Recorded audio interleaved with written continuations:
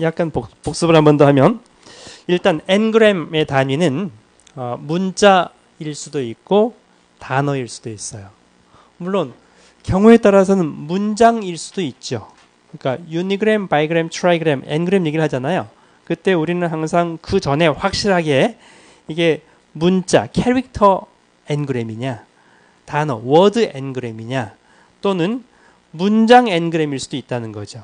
문장 n그램 같은 경우에는 문장이 영어, 한국어, 일본어 이렇게 트라이그램, 영어, 한국어, 일본어 이런 세 개의 문장식이 항상 같이 있는 이런 경우에는 문장 n그램인 경우도 드물게 있는데요. 대부분은 문자 n그램이거나 워드, 단어 n그램 둘 중에 하나죠. 그래서 이제 캐릭터 n그램이면 유니그램, 웹 정보 처리, 캐릭터 바이그램, 웹 정보 보처 처리 이렇게. 워드 바이그램의 예는 뭐 책을 이건 프리퀀스 책 이건 워드 유니그램이죠. 워드 바이그램 책을 사다. 이 바이그램 빈도를 그냥 카운트만 해본 거고요. 이걸 확률로 계산할 때는 책을이 주어져 있을 때 사다의 확률, 그러니까 책을 뒤에 사다가 올지, 책을 팔다가 올지, 책을 읽다가 올지 여러 가지가 있을 텐데 여기서는 책을이 주어져 있을 때 사다의 확률을 계산해 본 거고요. 그러면 아까도 얘기했었지만 이 사다의 확률, 책을 사다의 확률을 바이그램 어떻게 구할 거냐? 책을 뒤에 무엇이 있을 텐데 책을 뒤에 무엇의 출현 개수, frequency, 출현 빈도 분의 책을 사다의 출현 빈도를 계산하면 이 바이그램 빈도를 구할 수가 있죠.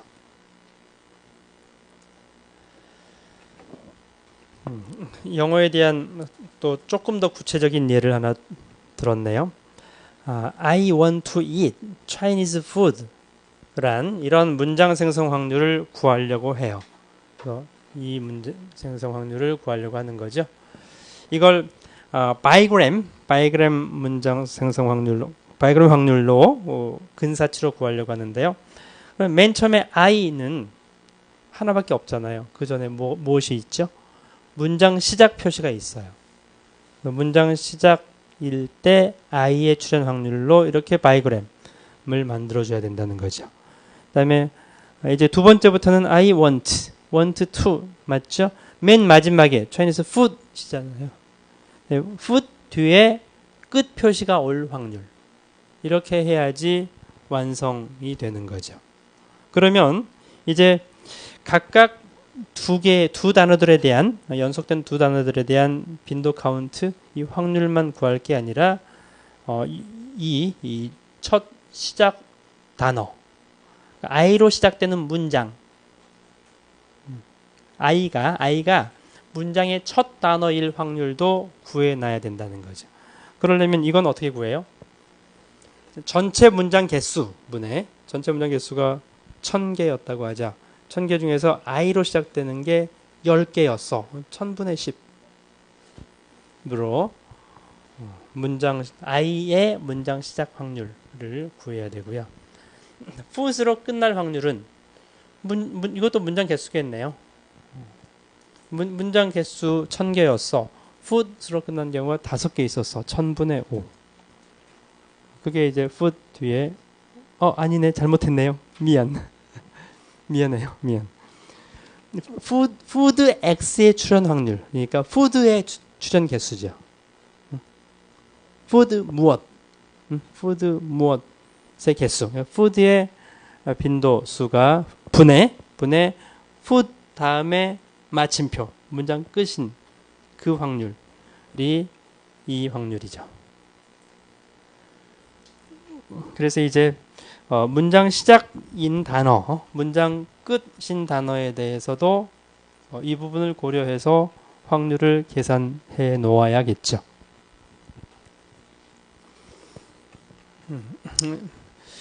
여기에서는 I 뒤에 want가 오는 경우가 32%라고 하자. want 뒤에 to가 오는 경우가 65%라고. 이건 이제 간단한 한 페이지 정도의 텍스트에서 계산해서 예를 들어본 거고요. 이걸 제대로 예를 들면 이 확률값이 0.0000 너무 작아져서 확률 몇 개만 곱하면 언더플로우가 발생하잖아요.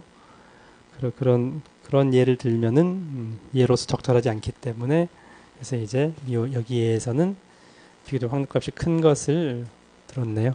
언더플로우가 발생하면 어떻게 하면 되죠?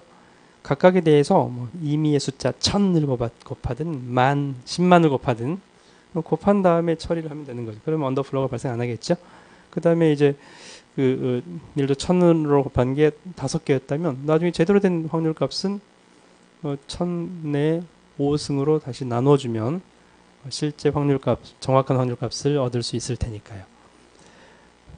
그리고 우리는 그러면 또 질문이 있겠죠? 저렇게 N그램 언어 모델로 확률들의 곱을 한 10개 정도만 하면 매우 값이 작아져요. 0.0000의 마이너스, 그러니까 10의 마이너스 한 10몇 승 이렇게 작아지는데 그게 무슨 의미가 있나요? 라고 질문하겠죠. 근데 우리가 문장 생성 확률을 구하는 이유가 뭐예요?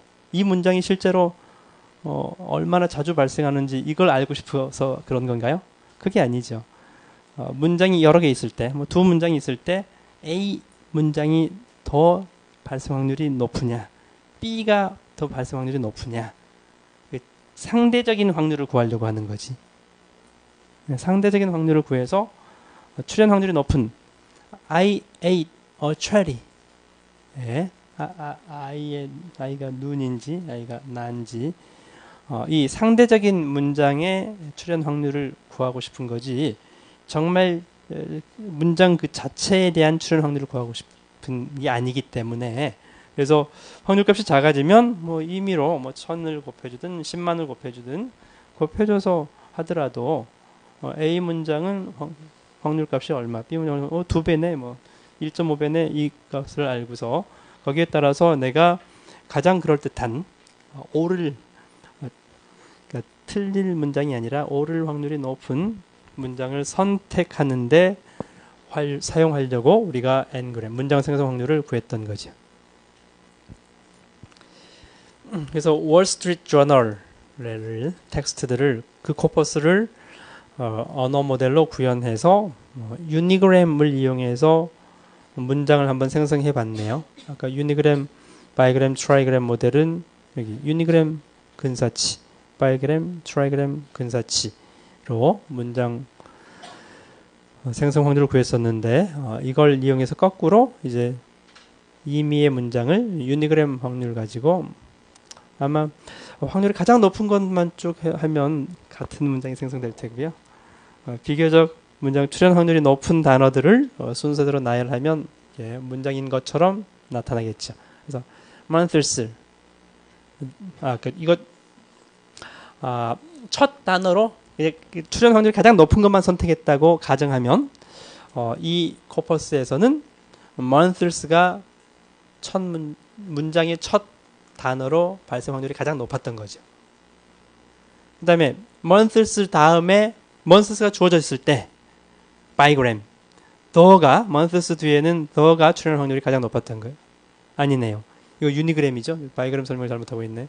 유니그램이니까 그냥 유니그램 발생 확률이 가장 높은 것들 적당히 대충 랜덤하게 빼온 거네요.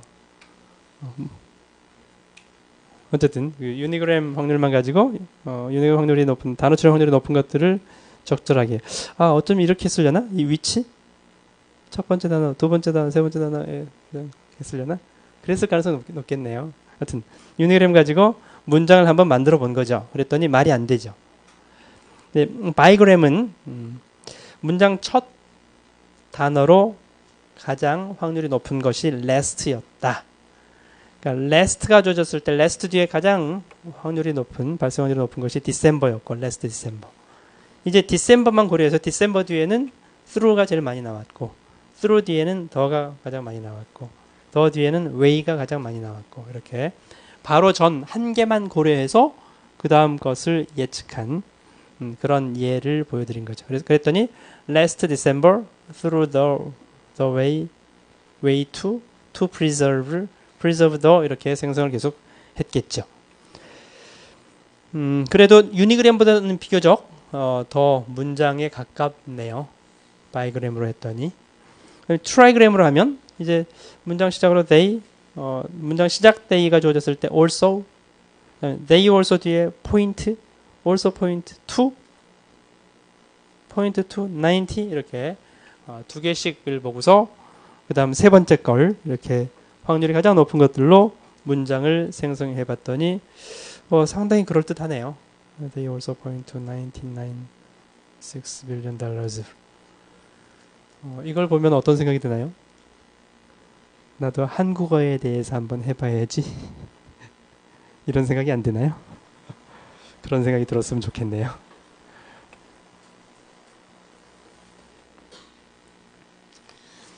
이렇게 이제 코퍼스로부터 많은 문장들로부터 ngram, 빈도, 확률 계산해서 ngram 모델로 뭔가 이런저런 작업을 해봤더니 재미있는 some useful observations, 재미있는 일들이 좀 있더라. 88만 4,647 토큰들 중에 여기서 토큰이라고 할 때하고 단어란 말을 쓸 때가 있잖아요. 어떨 때 단어라고 쓰고 어떨 때 토큰이라고 쓸까요? 단어는 그냥 단어고요. 토큰은 단어 포함해서 문장 부호 등. 왜 단어라고만 하면 그러면 콤마 마침표는 포함이 안 되잖아요. 따옴표 이런 것들 또는 단어라고만 하면 123 숫자도 포함이 안 되죠. 123이 단어인가요? 아니잖아요. 123 킬로그램 이건 단위도 포함이 안 되잖아요. 그러면 우리는 주로 단어지만 숫자도 있고 어떤 킬로그램이라는 센티미터 이런 단위들도 있고 문장 부호들도 있고 이런 것들도 포함해서 통칭하고자 할 경우들이 많이 있겠죠. 그런 경우에는 토큰이라고 해요. 그래서 단어라고 얘기를 할 때도 있고 토큰이라고 할 때도 있는데 여기서는 어떤 코퍼스에서 88만 4,647 토큰들이 있었고 거기에서 29,066개의 워드 폼 타입들, 워드 폼 타입들은 동사의 현재형, 과거형, 진행형 이런 것들을 이제 하나로 했을 때, 하나로 간주했을 때 워드 폼이라고 한 거겠죠. 이놈들은 이제 100만 월드 세익스피어 코퍼스에서 그 개수를 카운트 해봤더니 토큰 수, 워드 폼 타입들의 개수들이었고요. 근데 이제 이 셰익스피어, 이 100만 단어의 셰익스피어 작품 속에서는 대략 30만 바이그램 타입이 나왔네요. 근데 실제 possible 바이그램 타입들은 400만, 8억 4,400만, 8억 4,400만 바이그램, 워드 바이그램이 가능한데 그 중에 약 30만 바이그램 타입만 출연했다는 거죠. 그래서 결국 여기서 뭐냐면 가능한 모든 바이그램 중에서 매우 적은 개수의 바이그램만 실제 출연했다. 100만 월드 규모에서도 그런 얘기고요. 그러면 이 중에서 30만 개만 출연했으니까 출연 안 한 게 99.96%네요. 이렇게 이제 스파스니스 문제가 발생한다라는 거죠. 그래서 결국 뭔가 이렇게 단어 빈도, 바이그램 빈도, 엔그램 빈도들도 이벤트라고 간주하고 설명을 하면 빈도가 높은 고빈도의 적은 개수 이벤트들이 자주 발생을 하고 대부분의 이벤트들은 매우 저빈도다라는 그런 특성이 있다는 얘기죠. 예, 그래서 N그램에 대한 얘기가 여기까지였고요. 그러면 방금 주로 고빈도 애들만 자주 출연하고 매우 많은 그러니까 소수의 개수 방금 전 셰익스피어 바이그램으로 얘기한다면 0.04% 매우 소수의 바이그램들이 자주 출연한 반면에 99.9% 이상이나 되는 매우 많은 놈들은 출연을 안 했어. 그러면 우리는 N그램 언어 모델에서 빈도 카운트를 하고 확률을 계산할 때 그때 출연을 안 한 확률이 0인 것들이 너무 많다라는 거죠. 그래서 서두에서 앞에 얘기했듯이 빈도가 0이면 출연 안 했으면 확률값이 0이 되면 확률을 10개, 15개 곱할 건데 그 중에 하나만 0이면 꽝이라는 거죠. 그래서 0이 아닌 값으로 줘야 돼요. 임의로. 그러면 0이 아닌 값을 얼마로 줘야 돼요? 뭐 0.0001로 줄까요? 0.000001로 줄까요? 그래도 안 돼요. 왜냐하면 데이터 수가 많아지다 보면 100만 개 중에서 한 번 출연한 것도 있어요. 예를 들어 바이그램이지만 뭐 A 뒤에 AX가 A로 시작한 게 100만 개였어. 근데 X는 딱 한 번 출연했어. 100만 분의 1이잖아요. 이런 경우가 발생을 해요. 그래서 아무리 낮은 값을 줘도 이 전체 가장 빈도가 높은 유니그램 빈도가 높은 그것보다 더 낮은 값을 줘야 되거든요. 그래서 그건 이제 이론적으로 명확하게 그렇게 해라라고 할 수도 있나? 좀 약하죠. 그래서 우리는 일단 현실적인 문제하고 이론적인 문제를 같이 고려를 해야 돼요. 그래서 현실적인 거 뭔가를 막 실질적으로 하다가 이게 많이 하다 보면 이거 정립을 해요. 이론적으로 정립을 하는데 이런 경우는 이런 식으로 하는 게 보편타당하고 또 비슷한 경우가 발생하면 이 방법으로 하라라는 게 그게 이론이거든요. 그러면 이제 그렇게 확률값이 0이 되지 않도록 하는 이론적인 방법들이 어떤 방법들이 있느냐를 소개하려고 하는 거예요. 그래서 확률값이 0이 되도록 하지 않은 방법, 0이 아닌 값을 주는 방법을 스무딩이라고 하고요. 그러니까 서너 가지 방법이 있는데요. 많이 사용되는 먼저 라플라스 스무딩이라고 하는 방법은 add one 스무딩이라고도 해요. 두 번째 방식은 백오프 스무딩이고요. 세 번째는 클래스 베이스드 스무딩, 네 번째는 linear interpolation인데요. 내용은 간단하니까 간략하게 소개를 해야겠네요. 라플라스 스무딩은 심플해요. 우리가 빈도 카운트를 했죠. 그럼 빈도가 어떻게 나와요? 0, 1, 2, 3, 4로 나오죠. 1, 2, 3, 4 쭉. 이걸 플러스 1씩 다 해줘요. 그래서 add one 스무딩이에요. 그러면 빈도가 0은 없어요. 무조건 플러스 1을 해줬으니까. 빈도를 0, 1, 2, 3, 4에서 1, 2, 3, 4 n 플러스 1로 바꿔주는 거예요. 그러면 실제 출연한 이게 이제 원래 확률은 전체 출연 개수분의 요것의 출연 개수를 이렇게 했었어요. 확률 계산할 때. 근데 그렇게 안 하고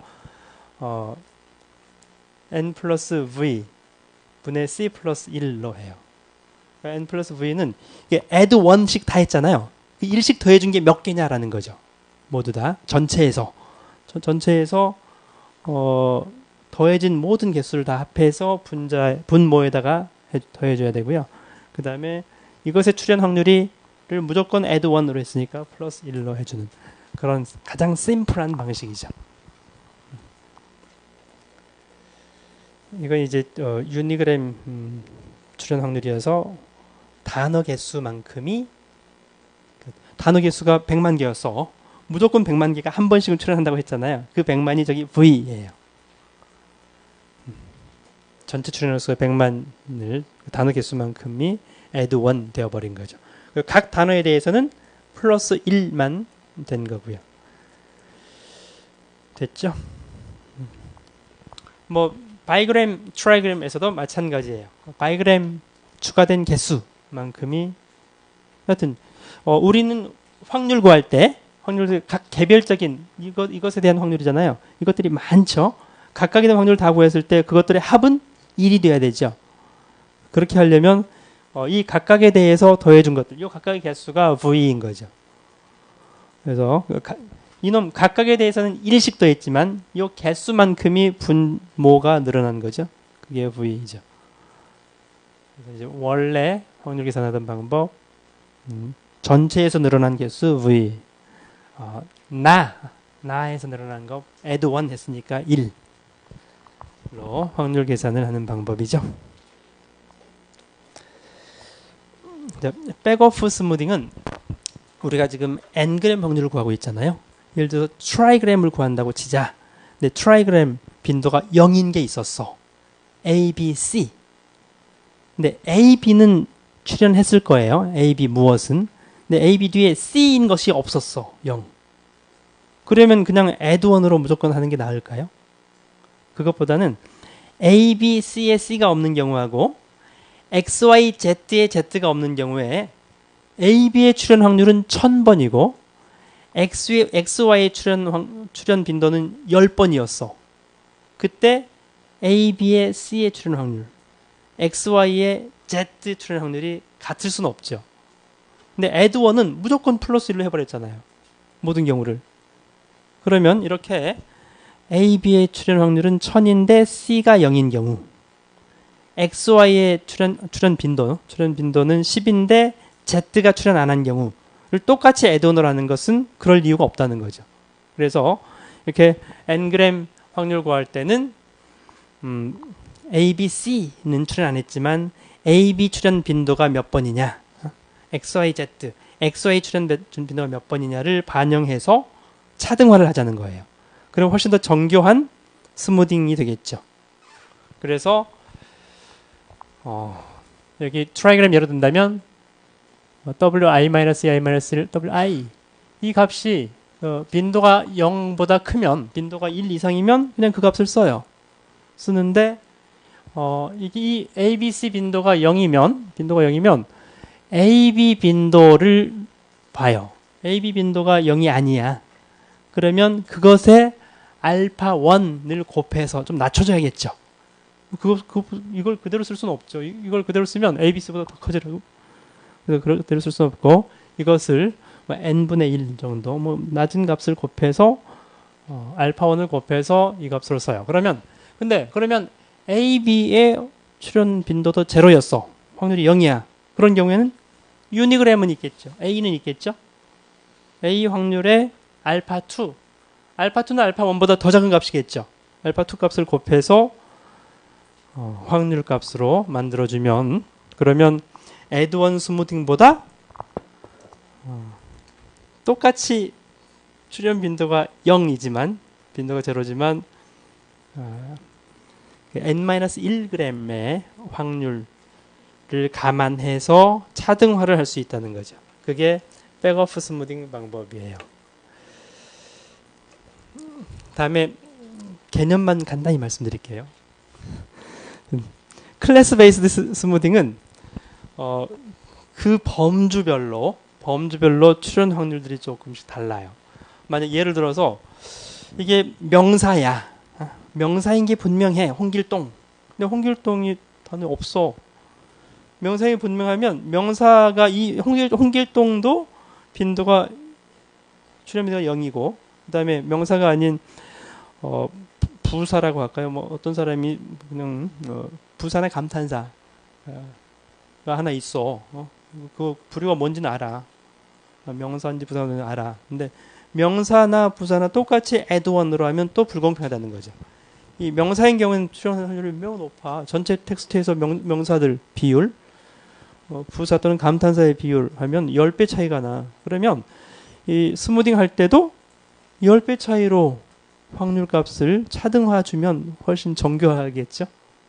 그래서 그런 클래스, 그 발생 빈도가 0인 건 똑같지만 그 놈이 어떤 클래스에 속하는 줄을 알고 그 각 클래스별 출현 확률이 다르면 그걸 감안해서 스무딩을 하는 거죠. 그게 클래스 베이스드 스무딩이고요. 마지막으로 리니어 인터폴레이션의 경우에는 수식에서 여러분들이 그 어떤 점 늘 가지고 인터폴레이션을 하잖아요. 이게 1,1, 1,1, 2,2, 1,1, 2,2, 뭐 3,3 이렇게 점이 있었다고 하자. 그러면 이 중간 지점에 있는 것은 1.5, 1.5라고 이렇게 추정할 수가 있잖아요. 만약 이런 특성을 가진 그런 데이터들이라면 1,1은 많이 발생했어. 빈도가 높아. 2,2도 좀 빈도가 높아. 근데 1.5, 1.5 또는 뭐 1.3, 1.6 이건 발생을 안 했어. 그러면 대략 이놈하고 이놈 빈도가 n이고 이놈 빈도가 m이라면 그러면 n과 m 사이 정도 중간쯤 발생하겠구나. 이렇게 인터폴레이션을 할 수 있는 그런 데이터 집합도 있을 거라는 거죠. 데이터 집합의 특성에 따라서. 그래서 이제 우리 스무딩 기법은 무조건 한 번 발생하는 애드원 기법, 라플라스 스무딩을 할 거냐. 그 다음에 그게 아니라 저기 n그램 기법을 이용해서 백오프 스무딩, n그램에서 n-1로 백, n-2로 백 이렇게 백오프 스무딩을 할 거냐. 클래스 기반으로 해서 클래스 기반의 값을 주는 클래스 베이스도 할 거냐. 리니어 인터폴레이션 할 거냐. 이렇게 네 가지 스무딩 기법이 있어요. 예, 오늘 수업은 여기까지 마치겠습니다.